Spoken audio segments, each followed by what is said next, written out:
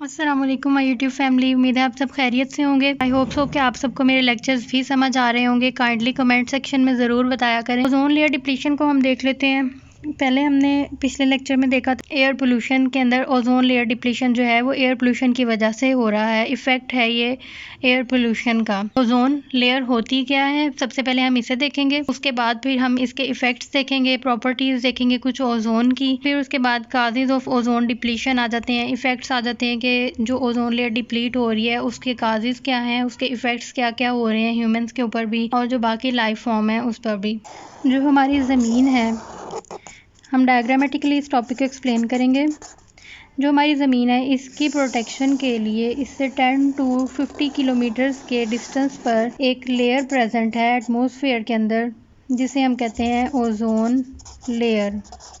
जिसका क्या काम है कि उसने प्रिवेंट करना है हार्मफुल रेज जो कि सन से आ रही हैं, उनसे प्रिवेंट करना है। अब इसके अंदर जो यूज़फुल यानी जो ज़मीन के लिए फ़ायदेमंद है, जो उस पर आनी चाहिए रेज़, वो तो ज़मीन पे ट्रांसफ़र हो जाती हैं, लेकिन जो अल्ट्रा वायलेट रेज़ हैं वो जो ज़मीन पे मौजूद ऑर्गेनिज़म्स हैं और जितने भी यहाँ पे मौजूद लाइफ है उसके लिए नुकसानदेह हैं। तो ये अल्ट्रा वायलेट रेज़ को रिफ़्लेक्ट बैक कर देती है ये जो ओजोन लेयर यहाँ पे मौजूद है, और ये मिलकर बनी हुई होती है ओजोन से, ओजोन के ऑक्सीजन के 3 मॉलिक्यूल से। 3 मॉलिक्यूल्स ऑफ ऑक्सीजन मिलके ओजोन लेयर बना रहे हैं।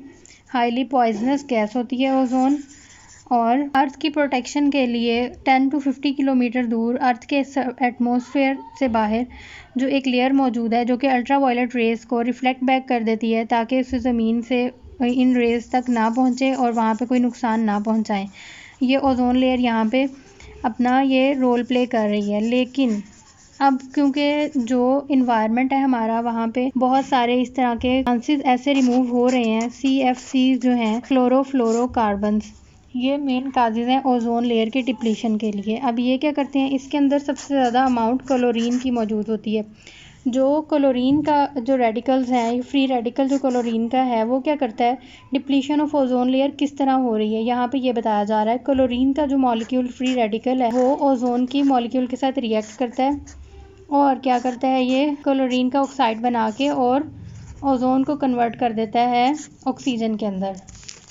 और ये फिर उसके बाद यहाँ पे जो ओजोन मौजूद है, अब ऑब्वियसली ये जब क्लोरीन इसके साथ आके रिएक्ट करेगी, जो अर्थ में से सब्सटेंसेस क्लोरोफ्लोरोकार्बन्स रिमूव हो रहे हैं वो आके इसके साथ ओजोन के साथ रिएक्ट करेंगे, क्लोरीन का ऑक्साइड बना के सेपरेट हो जाएगा और ऑक्सीजन में ये ओजोन कन्वर्ट हो जाएगी। यानी कि जो ये CFC नहीं क्या कर रहे हैं कि ओजोन की डिप्लीशन कर रहे हैं, उसे तोड़ रहे हैं ओजोन को, और उसके बाद फिर ऑक्सीजन में कन्वर्ट हो रही है। ओजोन यानी एक प्रोटेक्शन के लिए वहाँ लगाई गई थी, इसलिए जो अल्ट्रा वायलेट रेज़ हैं फिर वो अल्टीमेटली क्या होता है कि इंटर हो जाती हैं ज़मीन के अंदर और आके यहाँ पे डिफरेंट डिजीज़ काज कर रही हैं, जिसमें बहुत सारी कैंसर काजिंग जो डिजीज़ हैं वो काज हो रही हैं, क्योंकि अल्ट्रा वायलेट रेज़ एलर्जीज़ काज करती हैं। कैंसर, स्किन एलर्जीज़, जो स्किन डिजीज़ हैं वो बहुत ज़्यादा हो रही हैं, प्लांट्स को बहुत ज़्यादा नुकसान हो रहा है। इसकी वजह से जो बहुत सारे और प्रॉब्लम्स जो कि रिलेटेड टू आइज़ हैं, कैटरेक्ट्स जो है वो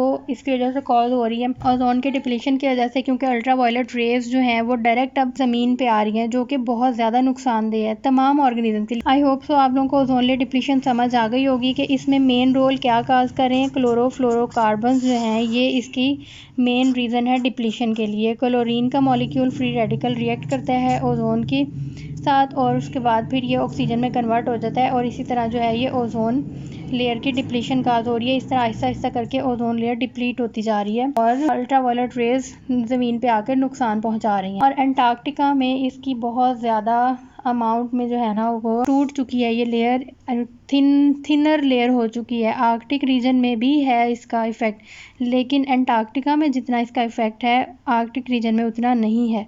बहुत ज़्यादा अमाउंट में ओजोन लेयर वहाँ से डिप्लीट हो चुकी है और वहाँ पे बहुत सीवियर इफ़ेक्ट्स इसके शो हो रहे हैं। अब हम एक बार नोट से रीड कर लेते हैं और देख लेते हैं कि हमने पेपर में इस क्वेश्चन को किस तरह राइट डाउन करना है। ओजोन लेयर डिप्लीशन की डेफिनेशन पहले आएगी। Atmospheric layer that is 10 to 50 kilometre above the earth's surface that filters UV radiations and protect us from harmful rays of sun is known as ozone layer.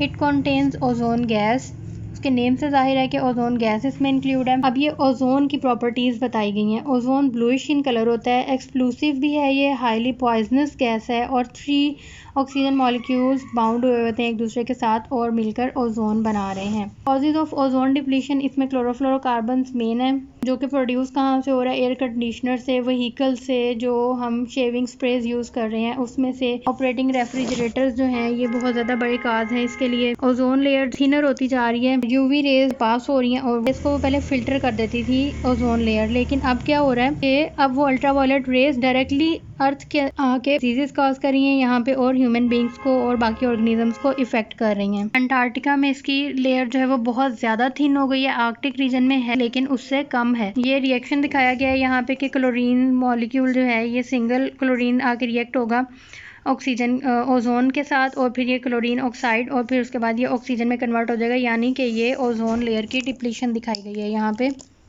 ये reaction जो है ये क्या show कर रहा है, ओजोन लेयर डिप्लीशन को। ये हम इसकी डेफिनेशन के नीचे भी लिख सकते हैं रिएक्शन का इसकी हेडिंग देकर, और या फिर वैसे ही ड्यूरिंग टॉपिक जो है वो हम बता सकते हैं कि जहाँ पे हमने लिखना है ना कि उसकी कॉज क्या है ओजोन लेयर डिप्लीशन की, वहाँ पे हम इस रिएक्शन को साथ लिख देंगे ताकि पता चल जाए। ओजोन जो है वो कन्वर्ट हो जाता है ऑक्सीजन में तो उसकी अमाउंट वहाँ पे कम रह जाती है और ओजोन की डिप्लीशन स्टार्ट हो जाती है यहाँ से। अब इसके इफेक्ट्स क्या क्या हो रहे हैं कि बहुत सारी डिजीजेस काज हो रही हैं जिनमें कैंसर है, स्किन एलर्जीज है, सनबर्न काज कर रहा है, प्लांट्स को डिस्ट्रॉय कर रहा है और बाकी भी जितने ऑर्गेनिजम्स हैं, प्लांट्स हैं, एनिमल्स हैं या फिर बाकी ऑर्गेनिजम्स जितने भी हैं जमीन पर, उनको भी बहुत ज्यादा इससे इफेक्ट हुआ है। Thank you so much, I hope so आप सबको टॉपिक समझ आ गया होगा और कमेंट सेक्शन में अगेन आई एम सेइंग कि जरूर बताइएगा और अपने सजेशंस भी दीजिएगा कि नेक्स्ट कौन सा टॉपिक होना चाहिए जो मैं आपके लिए एक्सप्लेन करूँ यहाँ पे। अल्लाह हाफिज।